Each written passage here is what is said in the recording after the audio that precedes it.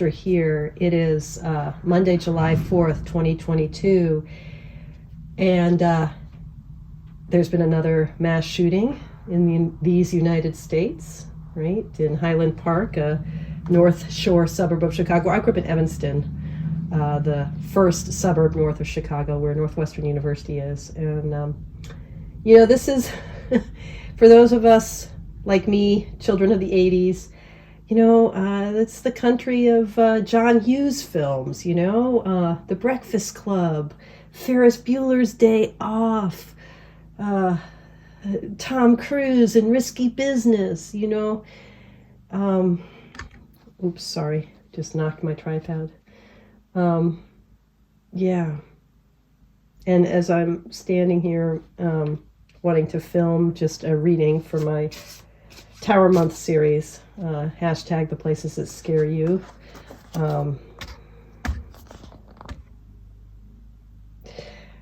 not thinking that my country is a place that scares me exactly. I'm thinking that yesterday I pulled the Five of Swords, which today I'm thinking, the perfect avatar archetype for that is maybe the Bodhisattva Manjushri, who, carries a sword, flaming sword.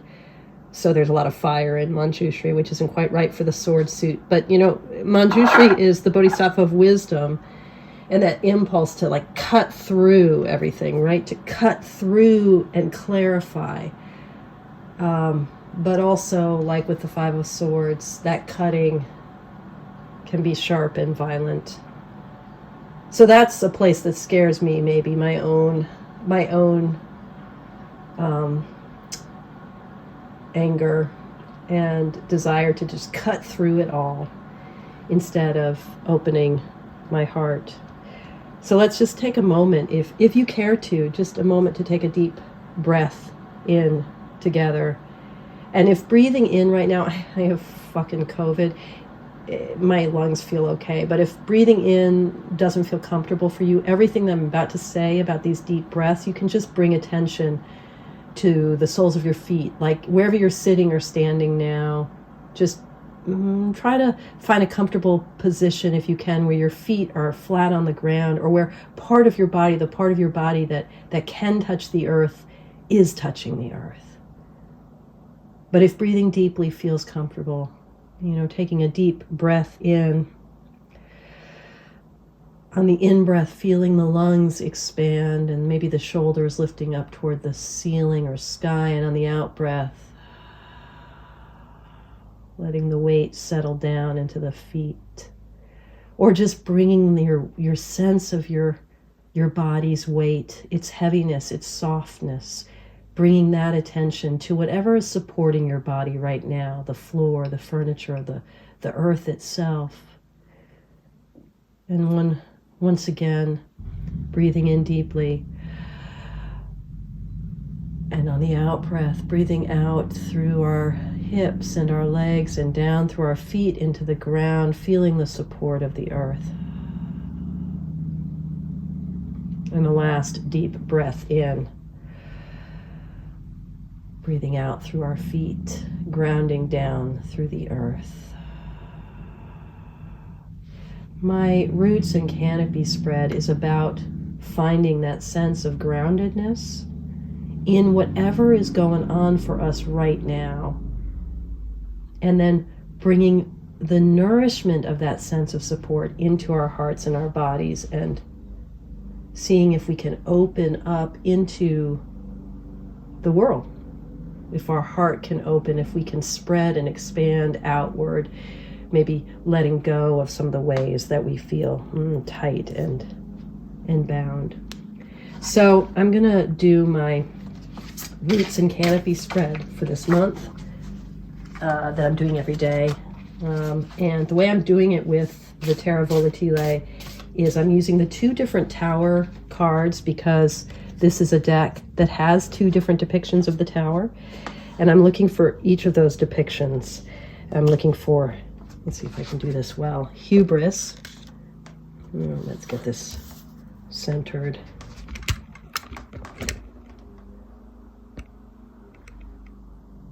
There we go. Bear with me, folks. I'm looking for the card called Hubris, which is one of the depictions of the tower. And I'm going to, when I come to that card, I'm going to pick the card right underneath it. I love this deck. I don't know this deck well yet, but I'm going to be using it every day.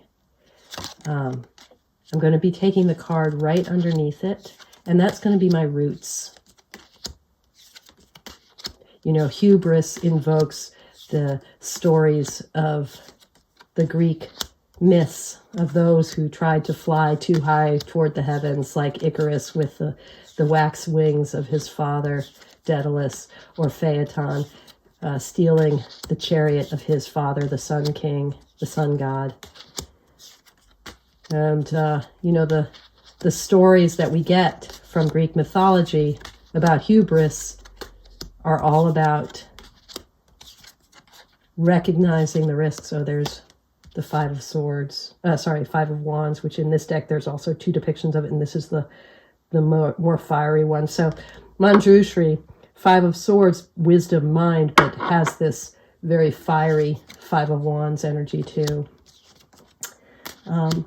You know, when we're expanding through hubris, there's nothing wrong with that expansion. We have to expand. We have to reach. We humans are made for that. But hubris, the concept and the fall that it so often heralds, necessitates, in fact, is all about meeting that sense of expansion by regrounding ourselves in the earth, in the source, in what grounds us, quite literally. So that's one of the depictions in this deck of the tower. When I reach the tower card, I'm going to take the card that's right before it, and that's going to be my canopy. And I might hit the tower before I hit hubris. This deck is really making me work today. You're getting to see all the pretty cards. There's the Five of Swords that I pulled yesterday. So it doesn't matter if I pull the tower before I pull hubris. I'll still read the tower as the canopy card.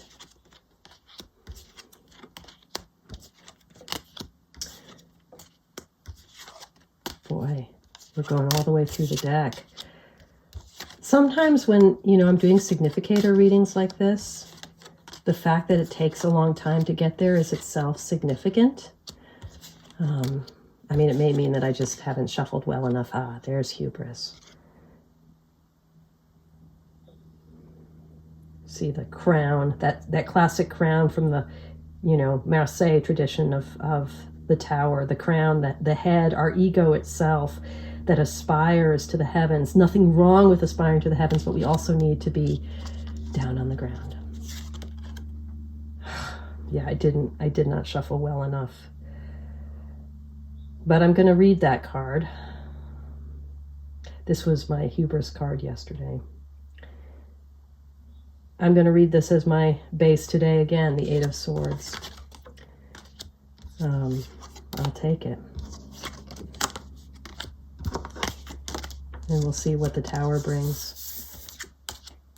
The Eight of Swords is so much about, here's the tower. Okay, I'm going to take the card right before the tower, which in this case is the Two of Wands.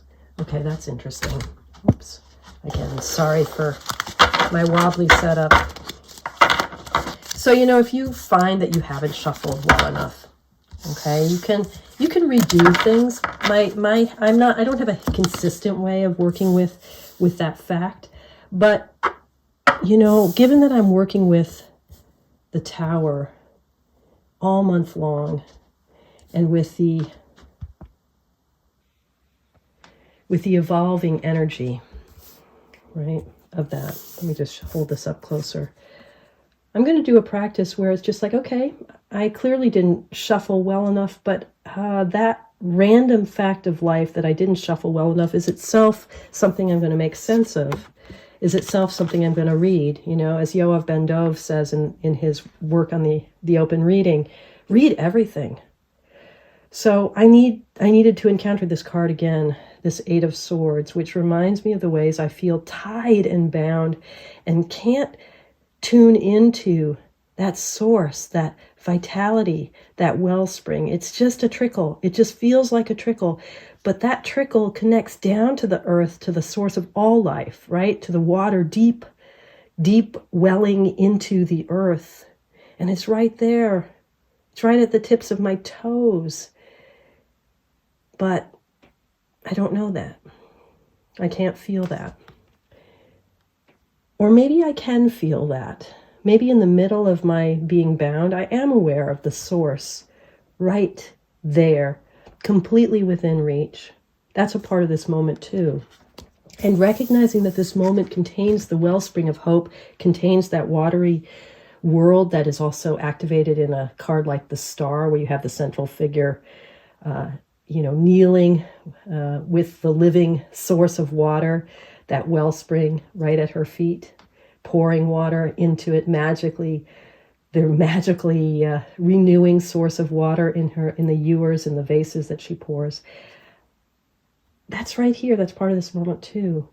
And that allows me this vision of a horizon, of a future, of the world in my hand. And although that isn't a globe, that image, that orb, recalls the world as it's depicted in some of the earliest tarot decks we have from the 15th century, like the Visconti Sforza and the Solabusca, I believe, unless I'm mixing iconography in my head.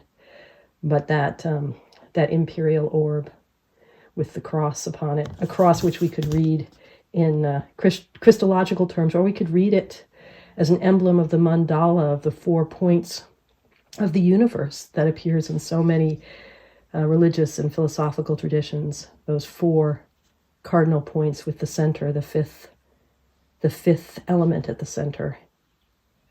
There's something magical about the Two of Wands here. He's got a future, and that future is what expands outward from the knowledge, the full knowledge that this Eight of Swords carries. Okay. Yeah, that's what I got. That's what I got for now. One last little bit here, one last little nubbin, if you want to hang around for a moment. I've recently come back to a deck that I think I probably got first enamored of this deck about 5 years ago, watching a video by Katie Flowers. And then I came across a free version of it at Newt's, at the Northwestern Tarot Symposium, at the free deck table. And the copy I got was frustratingly missing a card. So then I had to search it's still in print, but of course, knowing me, I had to get one that was Belgium printed. This deck, I had forgotten how much I love this deck. This deck accompanied me to Greece when I was doing the final work on my book, Mindful Tarot, and I did a number of really powerful readings with this deck. It is a deep and soulful deck, a deck about the spiral nature of growth. Now, a lot of people have said, that the major arcana is much more detailed and beautiful than the minor arcana. People have criticized the backs because they're too simple. They don't really match the fronts. People hate the borders.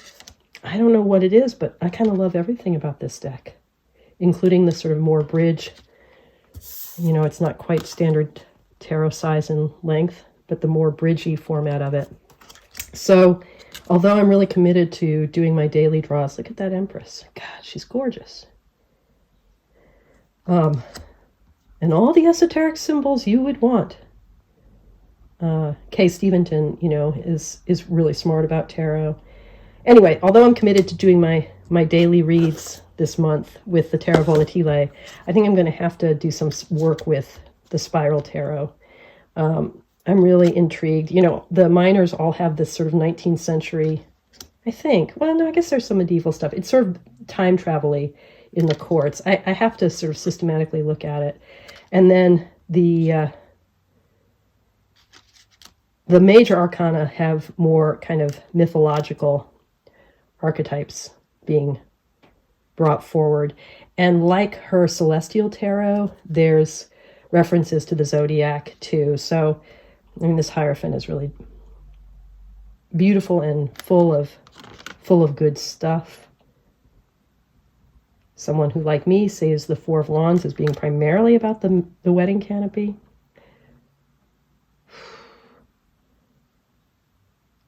Yeah. This is a deck that reminds me of another deck I love, so maybe I'll do a side-by-side discussion of it, the Tarot of Reflections, which is out of print. But this deck is not out of print. So I want people to feel the love. I want them to feel the love for this deck. Again, even though the minors aren't quite as detailed as the majors, and even though they speak in a different temporal register, like you can see this distinct difference, somehow, in my experience, this deck really works and has brought me some very profound readings. I think why this deck works in part is because the whole philosophy of the spiral, which does seem baked into the way the tarot establishes its mandala, is what governs the kind of time travel of the imagery. So this idea that we repeat archetypes and karmic entanglements, we repeat them again and again, and if we're lucky, we repeat them with more opening and more clarity. And look at this Princess of Wands. What the hell? I have no idea. I do not know. If anyone has an idea of what that figure is, I don't have the guidebook for this deck, so maybe I just need to get the guidebook, which I think is still out of print, but I can probably find it. But, if we're lucky, the repetition of our life, our lifetimes of life itself, takes us to greater levels of clarity, but practice is never over. This Magician, this is like one of my favorite Magician cards. I have a thing for the Magician. Like, I don't like the Magician often. He pisses me off because he's all about controlling, manifesting, making the world be in his image. But that Magician kind of heals the archetype for me. All right. Oh, I love this Princess of Wands too. It has the Serve Tothi, it does this Tothi work, I think, with the quartz. Okay. Kay Steventon's Spiral Tarot.